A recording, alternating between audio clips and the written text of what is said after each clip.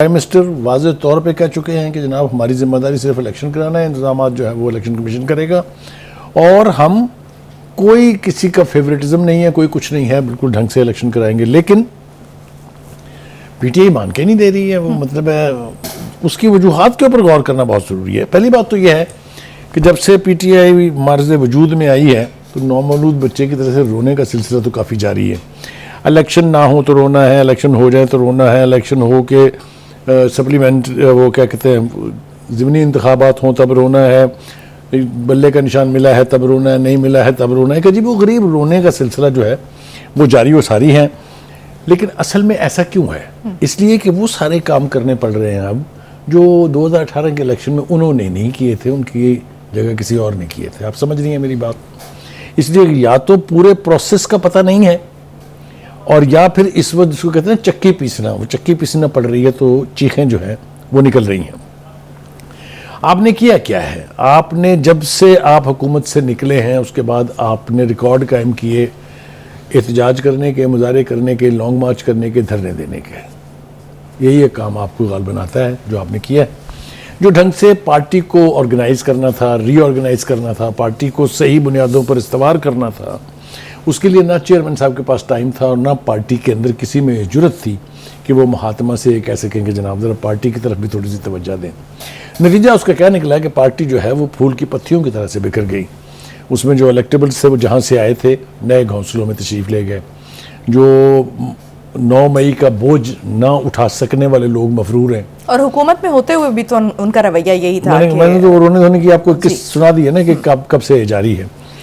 तो जो मैं कह रहा था कि अब चूंकि पार्टी के अंदर धड़ेबाजी, मैं बहुत ज़्यादा स्ट्रॉन्ग लफ्ज़ इस्तेमाल करना नहीं चाहता हूँ, लेकिन जब हमें ये सुनने को मिले कि पीटीआई में अब 70 to 80% टिकटें वकला को दी जाएंगी तो हमें उनकी कसम पुरसी का किसी से पूछने की ज़रूरत नहीं है कि वो सियासतदान क्या हुए। वो पार्टी के रहनुमा और पार्टी के वर्कर जो थे, जो रिज़र्व करते थे कि उनको आगे लाया जाए, किधर हैं वो जिस मकबूलियत का और कबूलियत का आप दावा फरमाते हैं।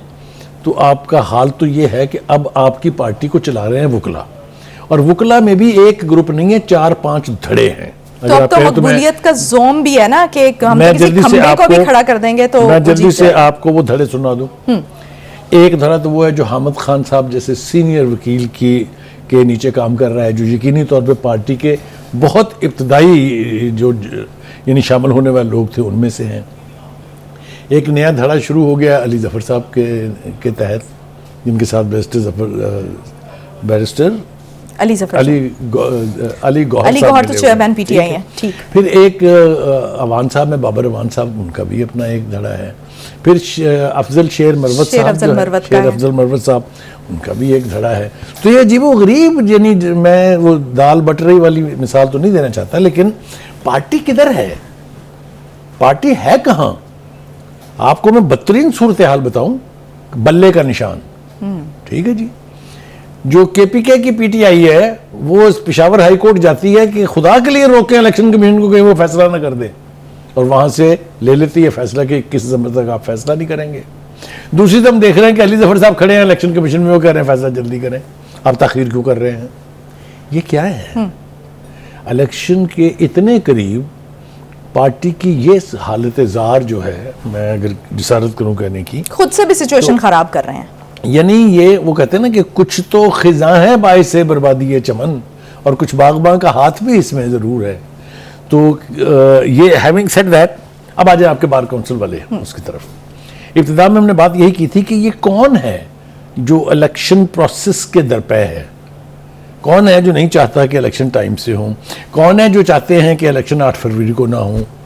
तो इल्ज़ाम किस पे जाएगा? मैंने हकायक बयान कर दिए हैं, लेकिन हम किसी भी ऐसी कुव्वत की दाद नहीं दे सकते जो इलेक्टोरल प्रोसेस को डीरेल करना चाहता हो।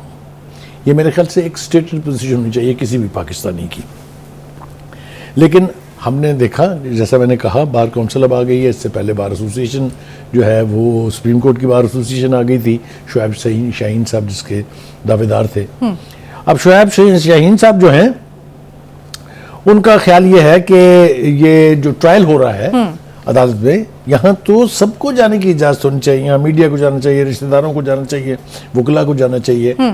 तो एक तो मैं वैसे उनकी तसल्ली के लिए अर्ज़ कर दूं कि आप फिक्र नहीं करें, इद्दत केस के अंदर रिश्तेदार भी आ रहे हैं, मुदई भी आ रहे हैं, बेगम साहबा भी शायद तशरीफ़ लाएंगी, मुलाजमीन भी आ रहे हैं और सहाफ़ी तो बड़ी तादाद में जाएंगे। तो अगर तो तमाशबीनों की ख्वाहिश है कि ऐसे मौके पर होने चाहिए तो वो तो आने वाले हैं, फिक्र न करें।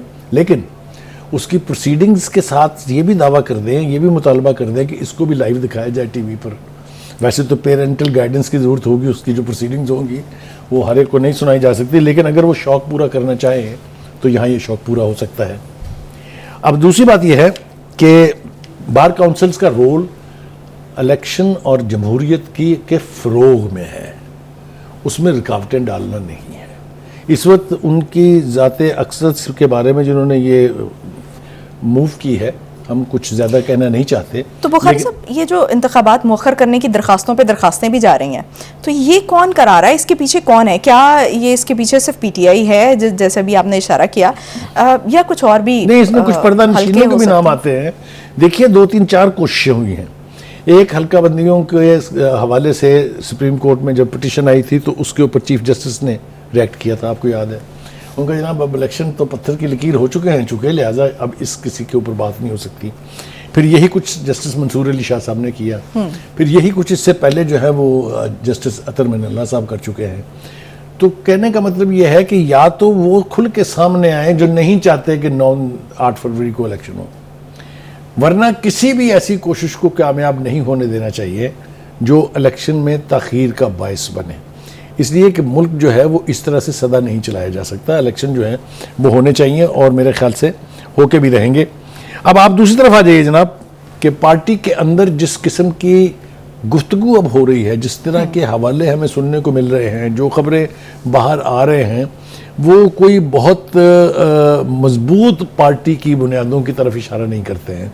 जैसे मैंने कहा कि धड़ेबंदियाँ भी हो रही हैं, जैसा मैंने कहा कि मुख्तलिफ़ किस्म के बयानात भी दिए जा रहे हैं, कोई कह रहा है जल्दी फैसला कर दें, कोई कह रहा है ताख़ीर से फैसला कर दें। तो इस हवाले से जो प्राइम मिनिस्टर साहब की गुफ्तगू है, जिसका आपने भी हवाला दिया, वो मेरे ख्याल से बहुत ज़रूरी है, उसकी तरफ भी बात करना बहुत ज़रूरी है। वो ये कहते हैं कि इलेक्शन एक आइनी ज़रूरत है और मैं इसके नतीजे के बारे में कोई पेशन गोई नहीं कर सकता, क्योंकि मेरे पास कोई ऐसा सिस्टम नहीं है कि मैं बताऊं कौन जीतेगा कौन नहीं जीतेगा। दूसरी बात वो कहते हैं कि जी हमारा काम है कि हम इलेक्शन कराएं, लेकिन इसके इंतजामात इलेक्शन कमीशन को कराना है। बिल्कुल ठीक बात है, मेरे ख्याल से इसके ऊपर कोई दो राय नहीं है। फिर वो कहते हैं कि जिनको लेवल प्लेइंग फील्ड मिली उन्होंने क्या चांद चढ़ाए थे, और ये लेवल प्लेइंग फील्ड की जो मंत्रा है इस वक्त, उसके ऊपर भी बात करना बहुत ज़रूरी है। अगर तो आपका ख्याल ये है कि उसी तरह का सब कुछ हो जाए कि एक शख्स जो कानूनी तौर पर मफरूर हो लेकिन मुल्क का प्राइम मिनिस्टर बना दिया जाए, बन गया था ना, आपको याद होगा। अगर आपका ख्याल ये है कि आपकी मर्जी के नताइज आ जाए 2018 को दोहराया जा सके, ये भी अब नहीं हो सकता। कम से कम ये जब तक ये सुप्रीम कोर्ट का चीफ जस्टिस बैठे हुए हैं उस वक्त तक तो ये नहीं हो सकता।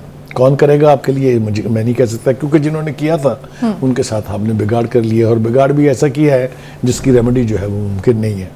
और अभी भी कुछ फैसले ऐसे हो चुके हैं, सोमोटो वाला जो केस है, जैसे 3 जजेस की कमेटी जो है अब बैठती है, तो अब वो मामला हाथ से निकल। मैंने कहा ना कि वो अब मर्जी से सुप्रीम कोर्ट नहीं चल रही है, सुप्रीम कोर्ट एक सिस्टम के तहत चल रही है, और अगर ये सिलसिला इसी तरह से रहेगा तो फिर मनमानी नहीं हो सकती और धौंस और धांधली नहीं हो सकती। मेरे ख्याल से इसके बारे में तो अब कोई इबहाम नहीं होना चाहिए।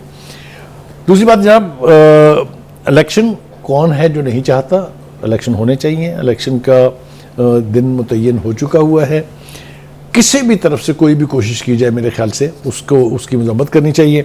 इलेक्शन अपने टाइम से होंगे तभी जो है वो यानी पाकिस्तान का मुआशरा, पाकिस्तान की जमहूरियत जो है वो पनपेगी। बुखारी साहब, जो जस्टिस मंसूर अली शाह हैं, उन्होंने भी कहा है कि इलेक्शन प्रोग्राम जो है वो अब जारी हो चुका है, अब कुछ नहीं हो सकता, इलेक्शन को किसी सूरत डीरेल नहीं होने देंगे। देखिए वो बिल्कुल आपकी बात ठीक है, लेकिन जिसका जिक्र आप पहले कर रही थी, पाकिस्तान बार काउंसिल जो है वो इलेक्शन कमीशन पर और इलेक्शन कमिश्नर पर तहफ़्फ़ुज़ात का इजहार कर रहे हैं। तो फिर ये कौन कराएगा? फिर ऊपर से कोई तशरीह लेके उतरेगा, ये कौन कराएगा? ये इस इलेक्शन कमीशन के बारे में पहले भी हर्जा सराई की गई थी, लेकिन उनकी हर बात गलत साबित हुई।